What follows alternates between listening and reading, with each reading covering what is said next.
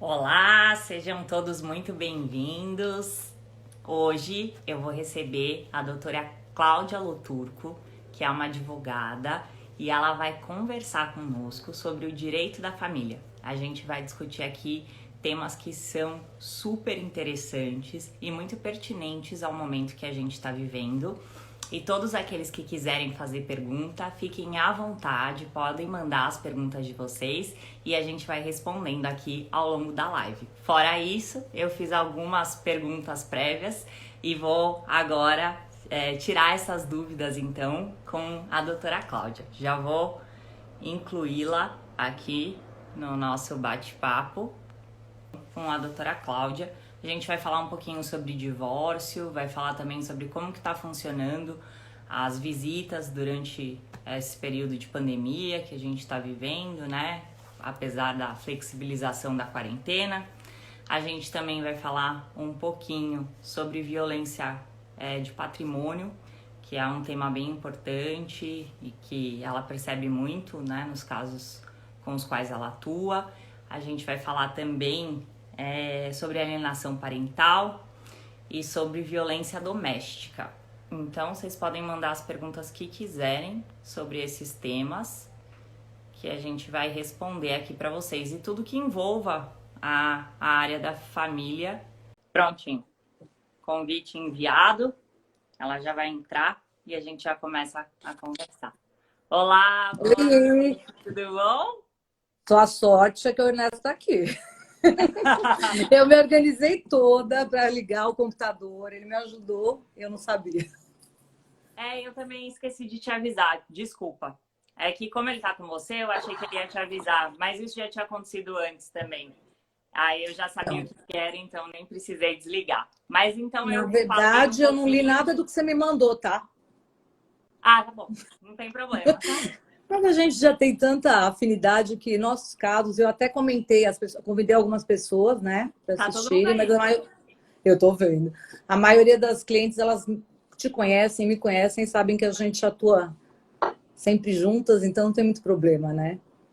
E, A Cláudia, gente está conta um trabalhando pouquinho só para normalmente, né, quem não te Nathalie? conhece da Oi? sua trajetória. Para quem não te conhece, sobre a sua trajetória profissional. Então, na verdade, eu sou procuradora, né, há 25 anos no ABC, e lá eu passei por diversas áreas ao longo desses anos, e uma delas foi assistência judiciária. E eu gostei muito do que eu fiz na assistência judiciária. Até quando eu fui procuradora lá, eu não tinha me casado, eu não tinha filhos. E você tem uma dimensão de um problema diferenciado de depois que você vive o divórcio, a separação, que eu acabei enfrentando posteriormente. Mas a dimensão é muito diferente, né? Enquanto você é técnica, enquanto você é advogada e enquanto você parte. E eu atuei lá, acho que 3 ou 4 anos, eu não me recordo, eu sou muito ruim para datas, mas eu aprendi muito lá, porque eu trabalhei para uma classe bem menos favorecida, e essa classe, as mulheres, elas são obrigadas a irem para o mercado de trabalho, mas elas continuam sendo dona de casa, elas continuam sendo mães, e elas realmente precisam da ajuda do pai como pai e também da contribuição financeira. Então, é uma realidade muito diferente das que hoje eu atendo, né, no escritório e tudo, mas que você começa a ver que os problemas são os mesmos, Natália. Porque o que acontece? Na verdade, o que muda é só a condição financeira, mas o que a mulher sofre, e eu vou dizer, enquanto profissional e não como mulher, porque você sabe que eu sou muito profissional nessa área, a gente é muito exigida, né? Enquanto profissional, enquanto mãe, enquanto mulher. E eu estou muito assustada, eu tenho te falado isso, eu estou muito assustada, apesar de ter 30 anos de formada, com o que está acontecendo hoje, nesse momento, no judiciário. E eu vou falar do judiciário paulista, porque é onde eu atuo e atuo diariamente, entendeu? Mas, assim, nós estamos tendo decisões e acórdãos e assim, manifestações assustadoras. Eu diria que eu nunca tinha visto isso. E nada parecido. E você tem participado disso, né? Sim. E a De gente, muitos dos inclusive, tem casos. falado muito sobre isso, né? Parece que as decisões elas têm mudado drasticamente sem muita explicação, né? A gente fica Sem até nenhuma tentando explicação. entender o que está acontecendo. eu comecei a pedir para as minhas clientes, inclusive, para elas terem um pouco de tranquilidade, assim, porque o direito de família, ele é um direito atípico. Quem quiser atuar na área de família, ele tem que entender que é o seguinte, você vai trabalhar 24 horas por dia. Não existe a possibilidade de você ter horário para trabalhar. E você sabe disso porque às vezes eu te ligo de madrugada, entendeu? Uhum. E a gente vive isso, e você tem que gostar disso. Porque realmente o problema dos seus clientes, ele se torna um problema seu sim. Entendeu? Você tem que viver aquilo. Porque senão você se perde. Porque o problema deles não é de uma empresa que está pedindo, não desmerecendo, porque né, cada área tem a sua peculiaridade, mas o direito de família, ela mexe com o dia a dia. É o pai que não pode ver a filha, é a mãe que não consegue pagar a escola do filho, é a mãe que precisa ir trabalhar para uma reunião e não tem com quem deixar o filho. Então, os problemas, eles repercutem na vida do dia a dia da pessoa. Então, você tem que resolver aquilo. Então, às vezes, eu começo a trabalhar às 5 horas da manhã e vou até à meia-noite, 1 hora da manhã. E você nem lembra. Às vezes, eu fico sem saber o que está acontecendo no dia a dia.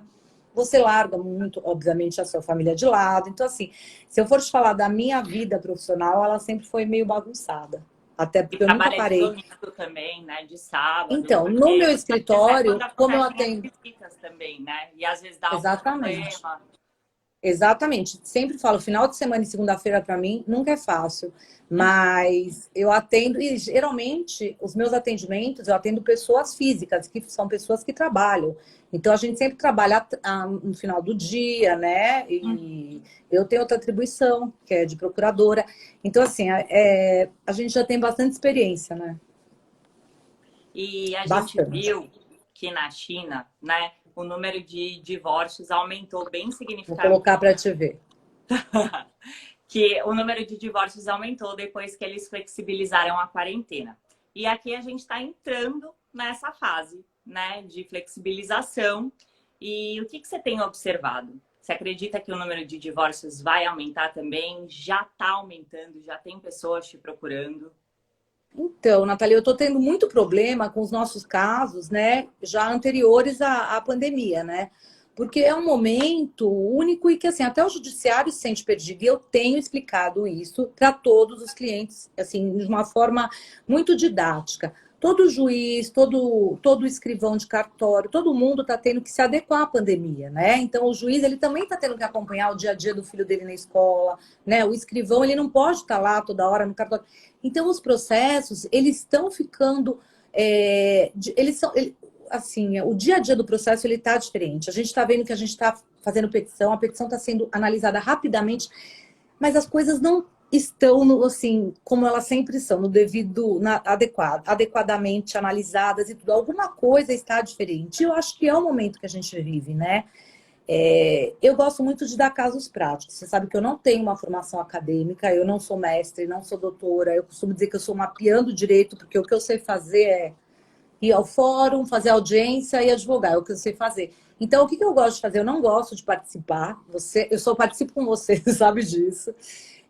Porque eu não tenho essa formação. Eu acho que às vezes eu até vou contra tudo que os alunos aprendem e até o que eu aprendi na faculdade, o direito de família atuando, eu vi que é totalmente diferente, entendeu? Então, eu gosto de expor o que eu realmente vivo. Eu tenho alguns casos em que a gente tem a guarda compartilhada, né? E no meio da pandemia que a gente tem uma Organização Mundial da Saúde pedindo para que as crianças, né, elas não estão frequentando escolas, elas estão com isolamento, etc. e tal. Aí você vai, um pai, porque a gente tem que contar não só com o bom senso dos colegas, né, nós advogados, a gente tem que contar com o bom senso dos pais. Porque eles é que têm que preservar, em primeira instância, os filhos deles. Só que nesse momento de litígio, eles se esquecem disso. Então, eles querem fazer valer o direito deles. Só que eles se esquecem que o direito à visita, eles são dos filhos, não são eles que estão exercendo, são os filhos dele. E para ele ver aquela criança, ele vai estar colocando aquela criança em risco.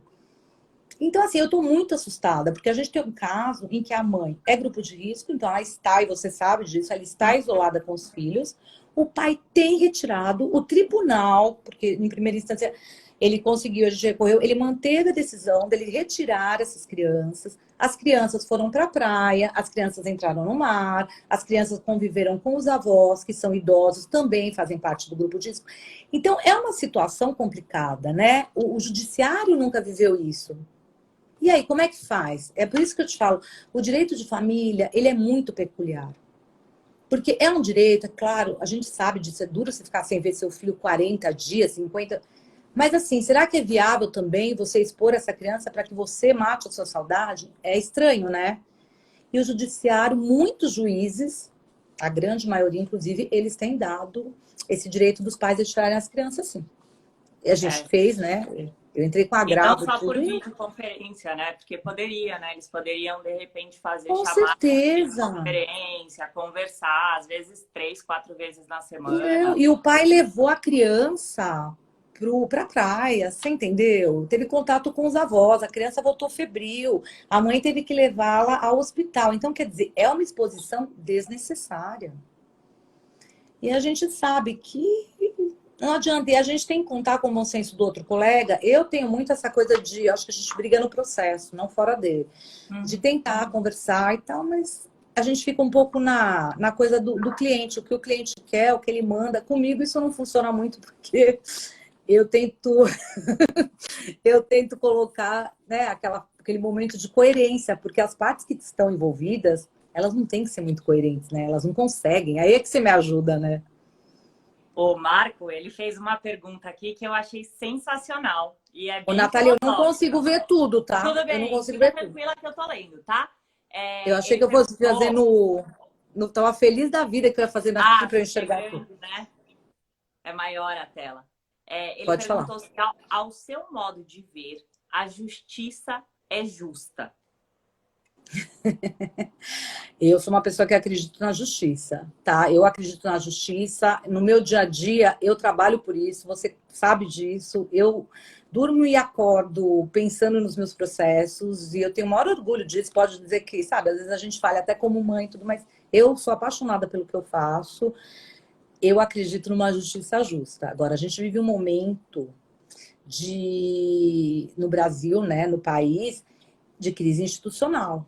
E quando a gente defende o Estado Democrático de Direito, a gente defende o devido processo legal, a gente não defende só como uma posição política, a gente defende como uma posição realmente de convicção jurídica, né? Porque essa coisa da parcialidade do judiciário, né? O Ministério Público perdendo as funções dele e deixando, né, de exercer as suas atribuições reais, isso vai afetar todos nós. Então não adianta a gente achar que vai afetar só um ex-presidente da República.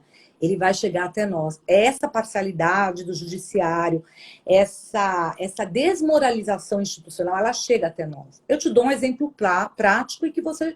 no processo de família, quando o menor está envolvido, o Ministério Público, ele é parte, ele defende os interesses dos menores. Então, nada mais natural do que os meus clientes, 90% são mulheres. E você sabe que eu tenho um lema. Eu não advogo contra a mulher, não advogo. E eu não advogo contra a menor. Eu sou mãe eu sou divorciada, tenho uma excelente convivência com o pai do meu filho hoje, mas eu sei que a gente tem um caminho a trilhar, né? Então eu não advogo. Mas, enfim, deixando de lado o meu exemplo, eu acho que assim, quando você tem um Ministério Público que deixa de cumprir suas atribuições, o processo de família ele fica muito mais árduo. Porque, assim, são inúmeras as audiências em que a gente faz e que o juiz consta lá que o Ministério Público tá, e ele não tá, o promotor não tá. São casos isolados, são. Por exemplo, eu atuo em 2 fóruns, que é o Fórum Central, que são juízes excelentes, porque são juízes muito experientes e promotoras maravilhosas, promotores... Mas, assim, eu já fiz inúmeras audiências em que o promotor não estava e que ele chega correndo, sem saber quantos filhos são, e fala assim, não, é 30%. Ele nem ouviu. Ele sequer teve acesso ao processo. Então, eu acho que está muito na mão dos advogados hoje a justiça ser justa, viu, Marcos? Eu não sei, eu acho que a gente tem um papel muito importante. Porque a gente tem casos fundamental, a gente tem casos em que o juiz de primeira instância não recebe a gente. Eu já tive, lembra? Você foi comigo em um que o juiz falou, eu não despacho. Eu falei, não, você faz. É difícil. A nossa tarefa é árdua. Eu acho que o advogado ele tem que ter uma força muito assim, interior até, porque muitas vezes a gente lida com profissionais, e não é só juiz, é promotor, às vezes é o chefe de cartório, que acho que eles estão na profissão errada, né? Porque a gente ali eu também sou servidora pública, eu também sou funcionária pública e eu sou empregada. A pessoa que está lá paga o meu salário, ela tem que ser bem atendida, né? O promotor não está fazendo um favor quando ele está defendendo o menor e quando ele está lendo o processo. Um juiz não pode chegar lá e falar, como já aconteceu inúmeras vezes, olha, se vocês não fizerem acordo, eu vou decidir a vida do filho de vocês e para mim ele é mais um número. A gente ouve isso. Como é que você acha que uma parte, como um pai e uma mãe, vão sair dessa audiência? Então, Marcos, a justiça é justa quando você puder ter um advogado que Bom, né? E encare que tudo lute por isso. você bastante, que pegue a sua causa, que também não é sempre que a gente vê também, né? Sei não. Quando a gente fala de pensão alimentícia, uma coisa que ajuda bastante, né, o cumprimento dessa norma, dessa lei, é a questão da prisão. Só que nesse momento, essa prisão ela está suspensa. E isso tem afetado o pagamento da pensão alimentícia? Não, ô, Nathalie, eles nem estão precisando fazer isso, porque é um outro problema muito sério que a gente está enfrentando, é isso. Você sabe que a gente tem aí 3 casos de empresários que simplesmente alegaram a questão da pandemia e, pasmem, tanto a primeira instância quanto a segunda instância reiterou a diminuição de pensão. Entendeu? Eles não precisaram comprovar nada, foi simplesmente juntar que por eles serem empresários, não teve que juntar nada de demissão, absolutamente nada. Então, ninguém tá sem pagar por enquanto, eles estão conseguindo diminuir pensão. E de uma maneira totalmente, é o que eu te falei, eu ando muito assustada. Muito assustada. Isso não é uma crítica feroz e assim, alienada, é uma crítica de processos. Hoje eu tenho mais de 20 casos, assim, e eu faço muito, você sabe, pensão alimentícia e guarda, né? A parte mais de partilha, tudo quem faz mais é o meu sócio, o doutor Alexandre, mas é muito complexo isso, né? Porque as provas, eles estão fazendo assim, estão dando despacho atrás de despacho. A gente está indo para o tribunal, realmente os processos estão indo rápidos, eles estão, mas é assustador. Só que não estão se apropriando do todo, né? Estão tomando decisões rápidas. Então, na verdade, a simples fato, por exemplo, tem gente que está ganhando com a pandemia. Então, a gente tem um caso, você sabe qual é, que o cara não diminuiu um centavo do rendimento dele. Aí ele alegou, o tribunal pegou de 20 salários mínimos, diminuiu para 4. Quer dizer, é complexo isso. Sem uma prova, vamos cá. Então, peraí, me demonstra que você não tem condição de pagar. E outra, seus filhos continuam tendo as mesmas despesas? Continuam, porque assim, tudo bem, a funcionária não está indo todo dia, mas a mãe está pagando a funcionária. Então as despesas não desapareceram, né? E eles continuam indo para a escola, né? Porque assim, as escolas também não reduziram. A maioria das pessoas não teve muito. E você tem um outro detalhe aí, Nathalie, você tem as mães acompanhando esse dia a dia da escola dos filhos, né? Então, quer dizer, como é que a mulher vai trabalhar? Você vai fazer home office se você tem que ficar a manhã toda com seu filho de 4, de 5 anos acompanhando a aula? É bem difícil. E quando a criança é menorzinha, 3 anos, não dá para deixar sozinha. E a escola pergunta, eles falam, cadê sua mãe? Cadê o verdade. Que vai te ajudar? Você viu esse caso agora que a gente está fazendo de alienação? Que quando não tá com a mãe, acontece, dá tudo errado, né? O pai grava, entra na aula com o som aberto. E assim, a exigência em cima da gente não é pouca, não. Quando a gente fala também sobre esse cenário, dessas mudanças todas que a gente está vivendo, uma coisa que a gente tem visto bastante é a questão da alienação parental. Então, essa alienação parental, ela sempre fez parte. E agora a gente tem isso como, né, lei, ou como crime, na verdade, ou realmente aumentou drasticamente e o divórcio está permitindo que aconteça mais essa alienação? Ô, Nathalie, na minha opinião, alienação parental, a gente já discutiu muito isso, é uma coisa muito difícil de ser caracterizada. Então, assim, os advogados, a gente, assim, eu não faço porque, mas assim, eles têm alegado muita alienação parental, mas a alienação parental, ela precisa de um processo muito específico para você comprovar. Porque muitas vezes o simples fato da separação, do divórcio, né, dos pais e do afastamento, né, do convívio diário, ela acaba de alguma forma interferindo na relação pai-filho ou mãe-filho. Então, a alienação, ela tem que ser uma coisa assim, que realmente desconstrua a imagem que essa criança tinha do pai anteriormente, né? Agora, tem casos, por exemplo, que a mãe, por exemplo, nesse caso da pandemia, a mãe se recusou a entregar o filho com orientação minha.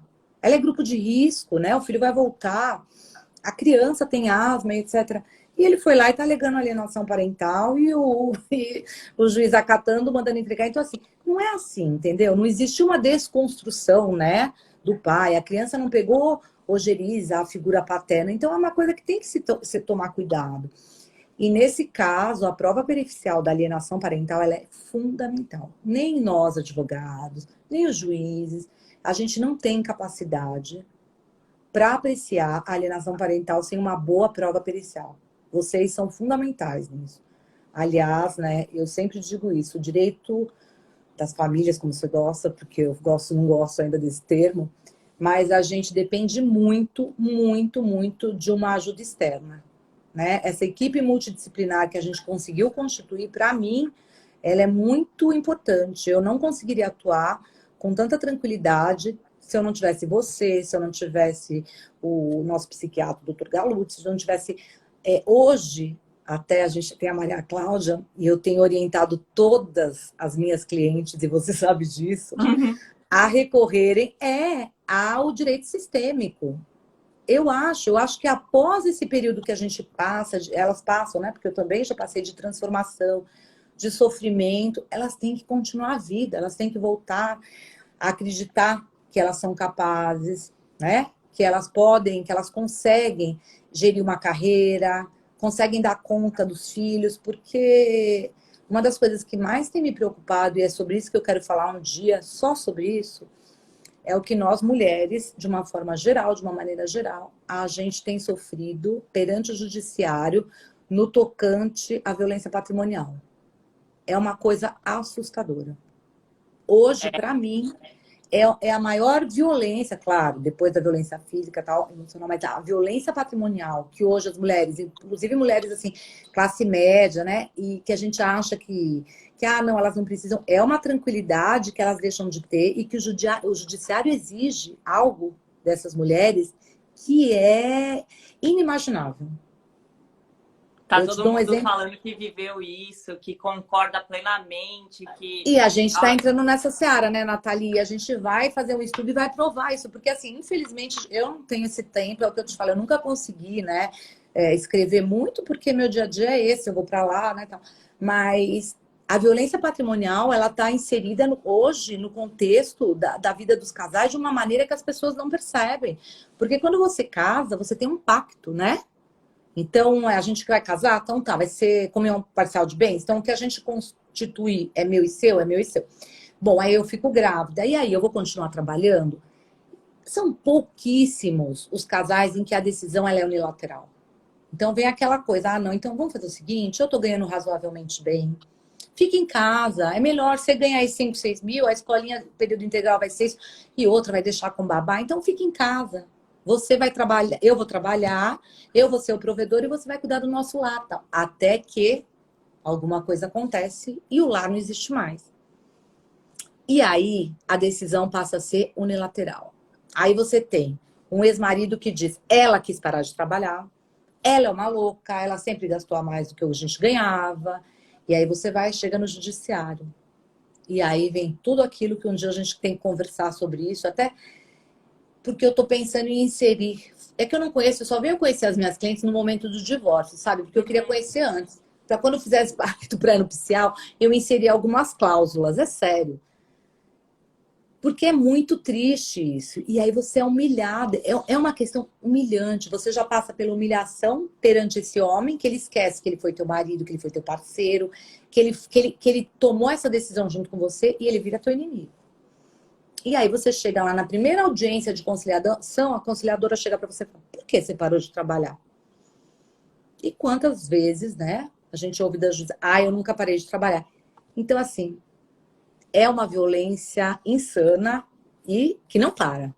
Começa dentro de casa, A gente tem outro caso aí que nós estamos fazendo juntas, em que o cara está com 7 carros blindados, né? Ela usava um, ele foi lá e tirou de guindaste, né? E a gente está aí há 3 meses com a pessoa sem carro, ele com 7 carros blindados. Conseguiu diminuir a pensão por conta da pandemia para 4 salários mínimos, alguém que ganha 300 mil reais. E o judiciário falou que tem que esperar até definir o que é de quem na partilha. Então, assim, é uma atrocidade. É como se fosse assim, ó, é um castigo por você ter confiado em mim. É isso que acontece. E aí a gente vem falar, ah, não, é feminista. Gente, a gente está pedindo o mínimo. Primeiro que assim, eu não advogo, e você sabe disso, para mulher que, ah, vou ver. Até porque hoje o judiciário, se algum advogado chegar para um cliente e falar, ah, vou conseguir 100, 200 mil, é bobagem, não vai conseguir. Hoje o judiciário é muito atento a isso. São despesas comprovadas. É padrão definido, é possibilidade e é necessidade. Agora, no momento em que a gente comprova que o pai tem possibilidade, que aquele sempre foi o padrão, que ele não vai ficar em situação de risco fornecendo esse padrão, e você vê um cara com 7 carros blindados e a mulher sem nenhum, Nenhum. aí vem a pergunta do Marcos. E com 2 crianças pequenas, né? Que pode ser que você tenha alguma questão ali de urgência. Teve, né, Nathalie? Não levou no hospital, criança passa mal. Não levou dentro de um Uber com o pai com 7? Então, assim, a gente não pode, a gente não pode criminalizar a profissão de forma alguma. Cada advogado defende aquilo que acredita, outros defendem até o que não acreditam, porque a gente tem um compromisso, né, com a lei, etc., e todo mundo tem direito à defesa. Eu, por exemplo, não conseguiria fazer isso, porque eu acho que, assim, por pior que, ainda que a mulher tivesse feito qualquer outra coisa, ela é mãe de seus filhos. E ela precisa estar bem até para os seus filhos continuarem seguindo. Então, eu acho super legal isso que a gente tem feito de indicar para a Maria Cláudia, nem sei se ela está por aí. A gente tinha que... Essa coisa do direito sistêmico, de você conseguir restaurar o sentimento bom em relação ao teu ex-parceiro, é muito importante. Você pode até que os advogados se matem no tribunal, mas você tem que continuar olhando para essa outra pessoa como sendo pai ou mãe de seus filhos, né? Isso, e é difícil, né? A qualidade de vida das crianças é difícil, porque é muito pessoal, né? Então, é difícil você separar o homem do pai e a mulher da mãe, né? É um processo mesmo. Eu acho que depois de tudo, é possível. É algo totalmente possível. A gente vê que isso existe, mas principalmente logo após o divórcio, demora, né? As figuras, elas se entrelaçam e aí acaba que... Por isso que eu acho que a guarda... A gente sempre conversa, a guarda compartilhada, ela tem que ser uma evolução. Você chegar para um casal que está aí se matando e definir que a guarda vai ser compartilhada, você lembra? A gente tinha duas escolas, 2 convênios. Isso quando não envolve outras questões. Você lembra no caso que a gente teve de 2 religiões, que a menina ia com a mãe para uma igreja, acho que é evangélica, não era? E o pai era... outro bandista. Lembra? Até que o juiz falou, religião é uma coisa muito pessoal. Então, é uma evolução. Não adianta você querer que um casal que está em atrito, brigando por centavo, consiga definir naquele momento se a filha vai fazer primeira comunhão ou não. É difícil. O direito de família ele é muito peculiar, mas eu acho que o mais importante no direito de família é que as partes envolvidas elas sejam representadas por pessoas experientes. A Tati, ela fez uma pergunta aqui para nós, que a Tatiana, ela está assistindo a gente. Ela perguntou o seguinte... Se for difícil, eu não respondo. Não, não acho que... É um pouco difícil, assim, ó. Tô brincando. Ela falou que, no caso, ela queria saber como que se pode proceder quando dentro da justiça, a própria perita do judiciário já laudou a alienação parental. Porém, o juiz... não que ignorou, mas disse que as crianças não iam voltar a ter convívio com a mãe. E por conta da pandemia, suspendeu até as visitas assistidas. E aí ela está perguntando como fazer nesses casos com relação à alienação parental. Então, na verdade, a gente precisa se aprofundar no tema, né, Nathalie? A gente já teve casos, lembra? Assim, que a gente não pode falar nome, se eu falar, você já ia saber qual...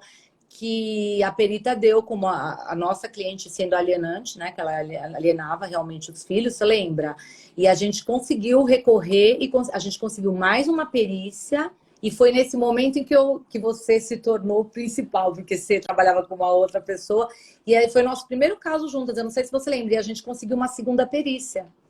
E a gente conseguiu comprovar que não havia alienação, né? Então é assim, vai depender muito da situação processual e vai depender muito, a gente não tá lá no processo para saber. Mas para uma perita ter colocado isso, algum fundamento deve ter. No nosso caso. Sim, ela fez toda a investigação, né? Só que, na verdade, eu não sei, vou dar a minha opinião pessoal. E você Eu entende muito mais disso que eu, né? Eu acredito que a juíza tenha, na cabeça dela, pensou que ela ia estabelecer esse vínculo devagar.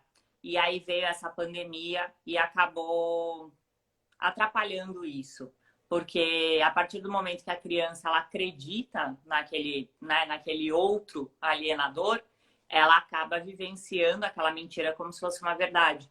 Então isso mexe muito, né? A mesma coisa que quando a gente fala de relacionamento abusivo. Você acredita mesmo, então você passa a ter medo, né? Você acha mesmo que aquele pai, você se sente incompetente. Exatamente, o relacionamento abusivo é isso. Então, assim, a carga emocional sobre uma mulher que se divorcia, que se separa, é muito grande. Então, você tem que aprender a lidar com tudo isso. E detalhe, você tem que ingressar no mercado de trabalho com o salário de alguém que ficou 10, 12 anos parado e dividir despesas dos seus filhos. Então, é uma coisa super simples.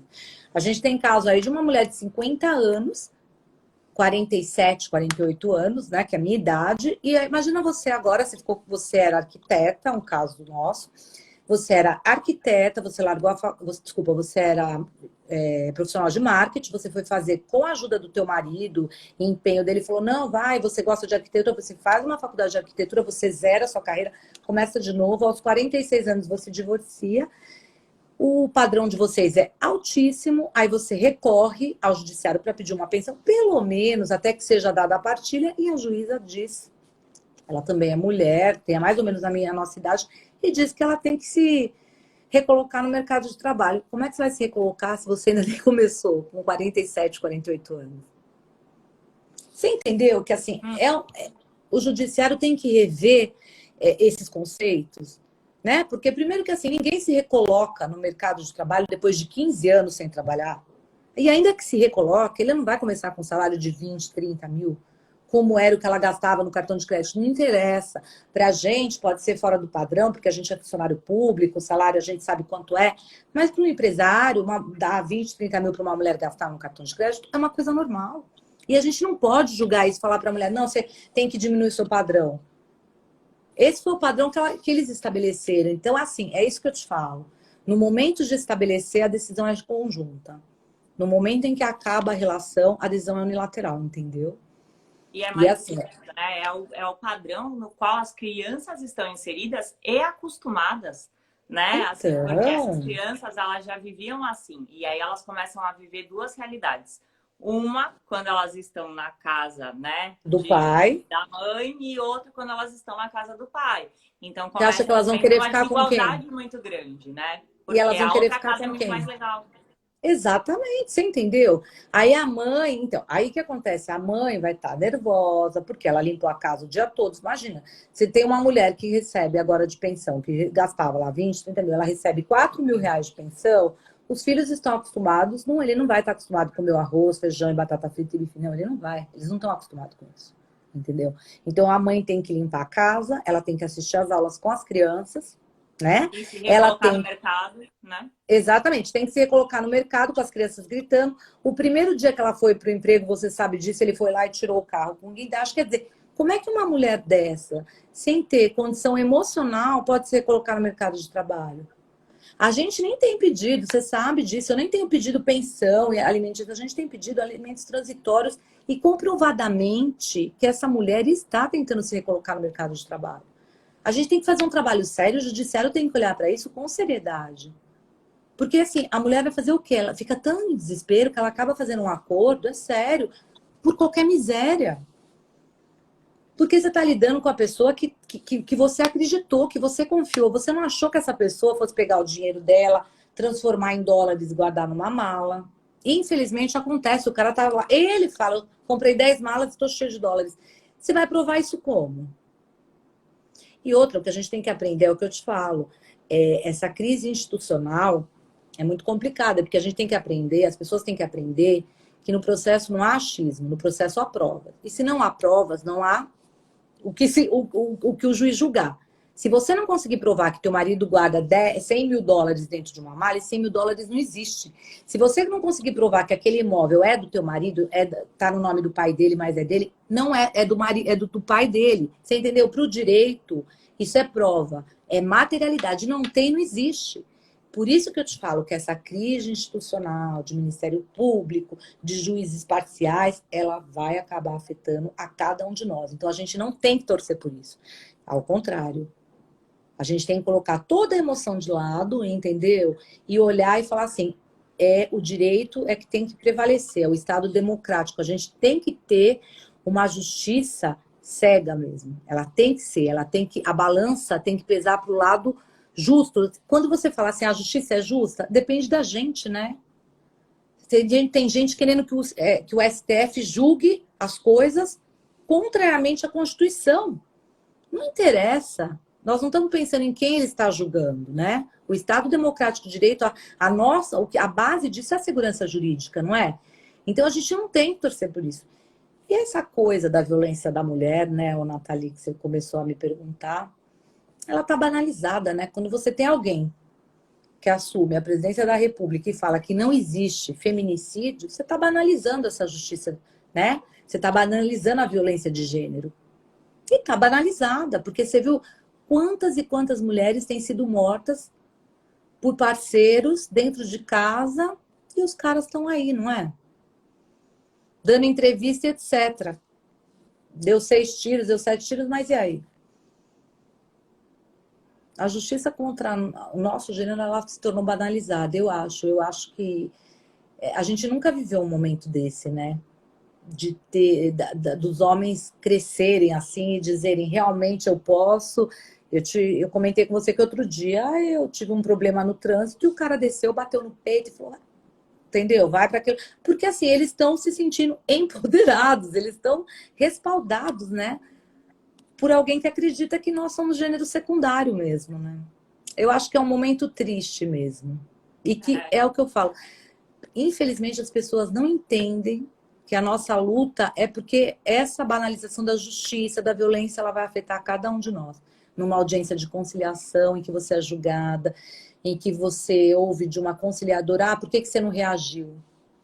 Ele é que não tem que ter me batido. Por que eu não reagi? Conciliadoras mal preparadas. É bem difícil.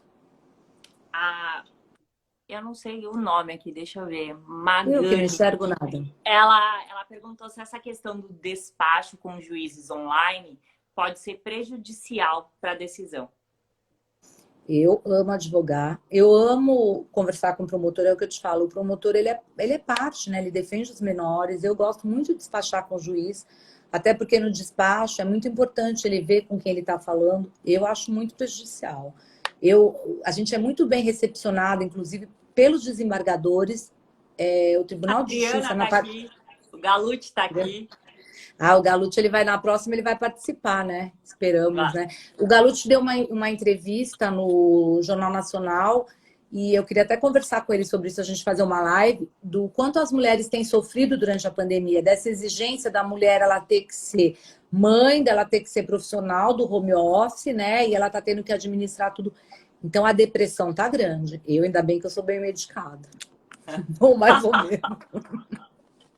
Não, eu acho que assim, é uma coisa que só quem está dentro de tudo isso, a gente, por exemplo, quando a gente fala, nossa, é inacreditável o que está acontecendo, parece que a gente está exagerando, né, Nathalie? Mas não é isso, né? A gente sabe o que está acontecendo. Não, e as decisões estão bem diferentes, né? Assim, a gente tinha antigamente um sistema que mais ou menos a gente sabia o que esperar e como que isso iria funcionar. E hoje as coisas mudaram bastante, então tem muita coisa que tem pego de surpresa, né?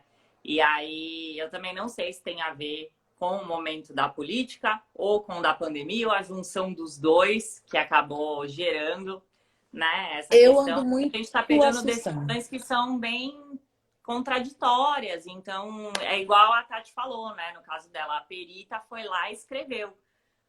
a alienação parental e as crianças estão com o alienador.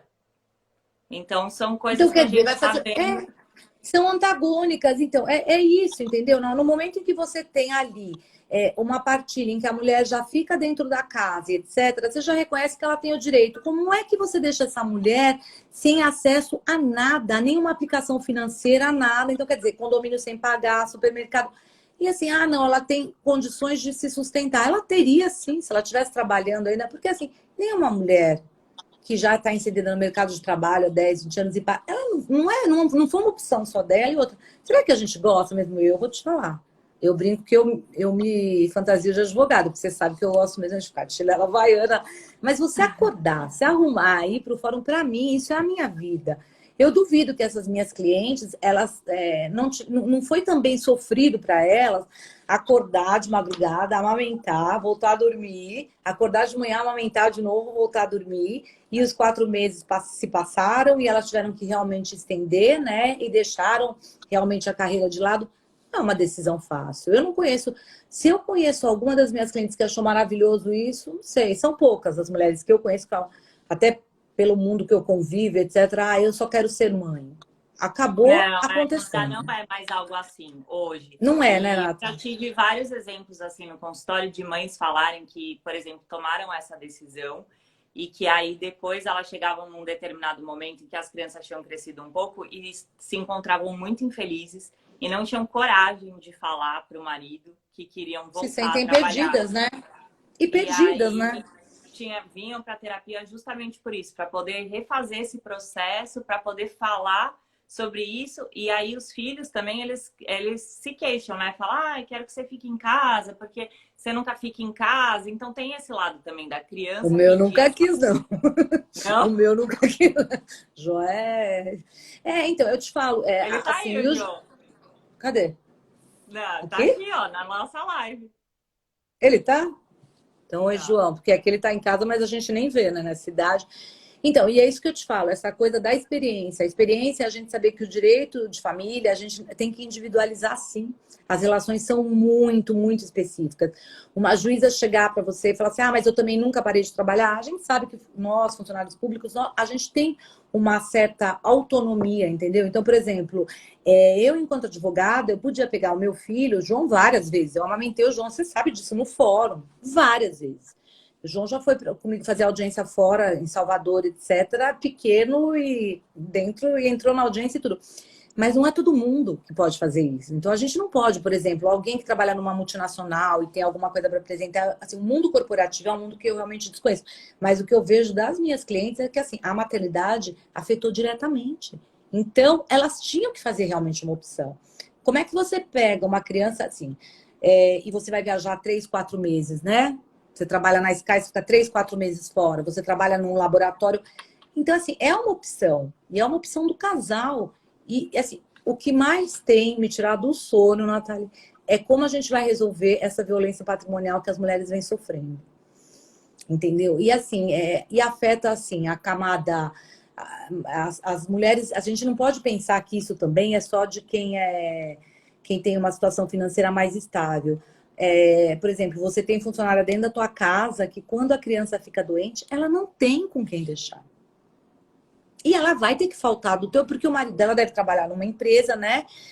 Ou então tem aquele subemprego e etc. Ele vai precisar, ela vai faltar e ela vai ser mandada embora. E vai ser difícil, porque são empregos informais, muitas vezes, faxineira e tudo. E era muito isso que eu aprendi muito, que eu te falei, na assistência judiciária.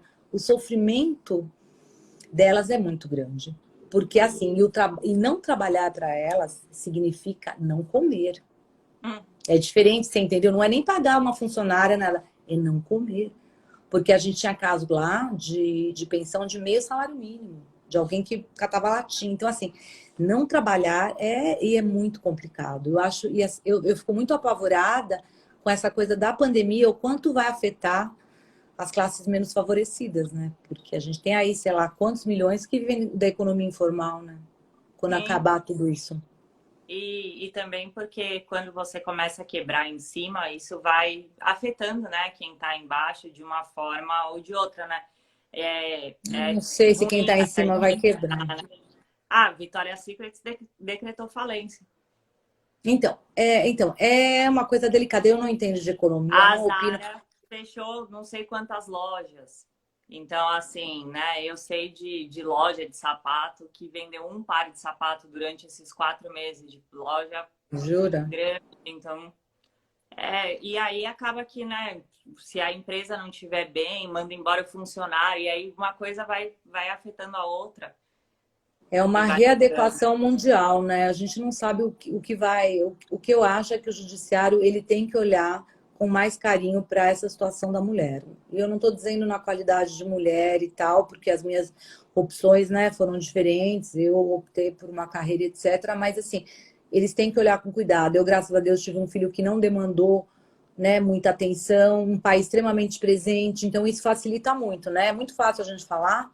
Porque eu sempre dividi as atribuições, você sabe disso, com o pai dele, meio a meio. Então, em todos os sentidos, né? Aí tem o lado bom e tem o lado ruim, tanto financeiro quanto de tempo. Então, é uma coisa que foi construída, é o que eu te falei, nem sempre foi essa maravilha, mas a gente sempre teve em mente que a gente tinha que dar o melhor para o João. E se o melhor para o João fosse a mãe também trabalhando bastante, ele ia ter que se adequar a isso.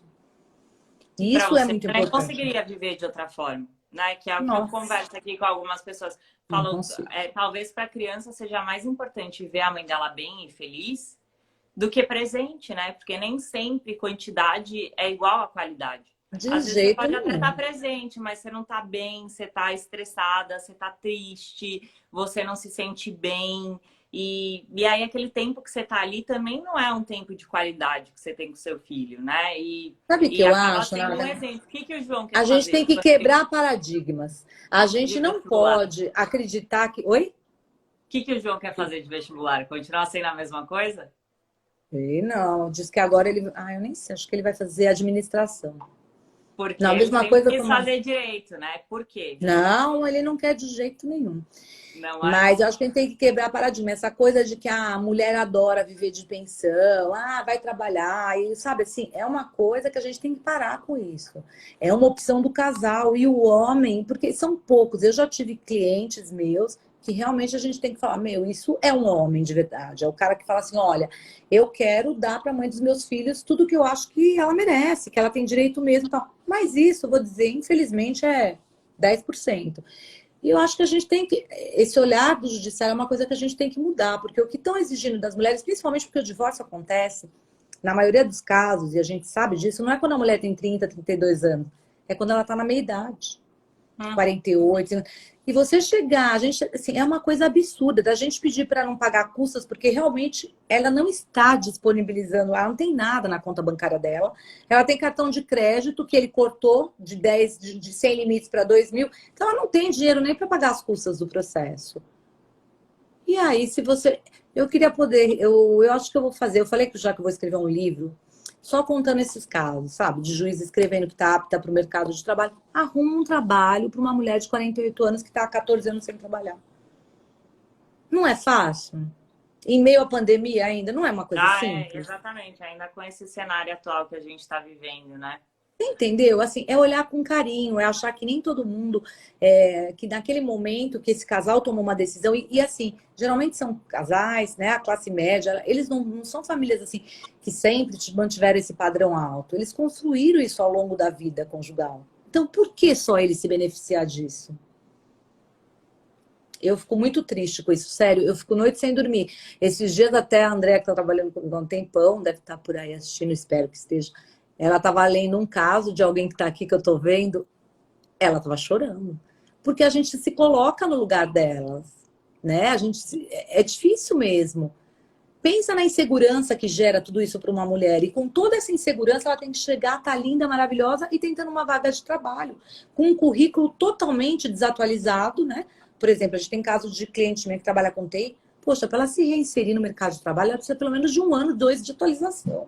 Como é que você pega essa mulher que ficou 10 anos sem trabalhar, cuidando de filho, e fala, volta para o mercado de trabalho? É muito difícil, Nathalie. E eu acho Ó, que o falando judiciário vai. até que viram tirar plano de saúde de mulheres em plena pandemia. A Cris Essa comentou está, né? aqui. Essa aí está, né? Essa que a gente está comentando, que eu acho que ela está aqui online, ao vivo. Ela está sem plano de saúde. E assim, e aí o marido alegando completa má fé, dizendo que ela é... Aí, nesse momento, ela é uma empresária e tem 50% de uma empresa. No momento dele dizer que ela realmente é meia, ela não é. Então, assim, e é uma litigância de má fé. E o judiciário tem que estar atento a isso, porque a gente tem demonstrado. É o que eu te falo, a gente precisa ter segurança jurídica, Nathalie. Você exigir que as instituições sejam sérias e que os profissionais, tanto juízes, quanto promotores, quanto advogados, eles têm que agir de acordo com a lei. Se não existe prova, não existe direito, entendeu? O juiz ele tem que julgar de acordo com o que está nos autos. O bom advogado, ele ganha, não é fazendo trambique, não é fazendo acordo, é procurando provas, é mostrando o que realmente é verdade. Não tem outra forma de você agir e de você conseguir um resultado positivo. Eu acredito na justiça porque eu acredito nisso. Eu acredito que você vai ter um juiz imparcial, eu acredito que você vai ter um promotor, uma promotora, um Ministério Público atuante. Eu acredito que você vai ter um advogado que vai olhar com carinho e afeto para você, porque senão, não faça direito de família. É desgastante, você não vai ficar milionário, não adianta, entendeu? E é uma coisa que você precisa gostar de gente. Demanda Sim. E emoção. paciência também, né? Assim, porque Mas eu acho que demanda é um uma coisa momento que é... muito sensível, que a pessoa tá muito sensível. Então, assim, se você também não for uma pessoa Demanda paciente, empatia, Nathalie. empatia. Você não pode exigir daquela outra mulher o que você conquistou ou conseguiu, porque são histórias de vida muito distintas, são escolhas distintas, entendeu? São personalidades distintas. Uma coisa é você chegar para mim e falar assim, não, você vai parar de trabalhar. Eu falar, tá bom, entendeu? Mesmo assim, quando o João nasceu, eu abri mão de advogar, fiquei só na procuradoria. Então eu te falo, é um momento, e eu sempre falo isso para ele. Eu consegui ser mãe durante os 3 primeiros anos. Uma mãe mais assim, depois foi mais difícil, porque daí eu me divorciei, tive que voltar a advogar e tudo. Mas eu consegui ser, mas a gente não pode exigir isso de todo mundo, né? E E tem também maridos que são conseguiu, muito né? Você exigentes. não deixou de trabalhar e aí você estava apta para o mercado. Então, quando você decidiu voltar a advogar, você estava pronta. Também tem tudo isso, Não né? é A verdade? pessoa acaba ficando fora do mercado Você e fica desatualizada. Quem é que vai te contratar, por exemplo, para uma empresa de TI? Como a gente fala, ó, já deu quase 1 horinha aí. Eu Uhum. acho que a gente tem que fazer um programa, Nathalie. Eu não gosto muito, porque eu falo muito, sobre violência patrimonial. Eu gosto muito de casos reais, sabe? A vida como ela é. Porque é o que eu te falo, eu não gosto muito de dar palestra, tal, por isso, porque eu acho que eu acabo até tirando a parte legal da coisa, porque a gente sabe que no dia a dia não é isso, né? No dia a dia, o filho tem direito a conviver com o pai, mas um mau pai, ele não tem que conviver com o filho, né?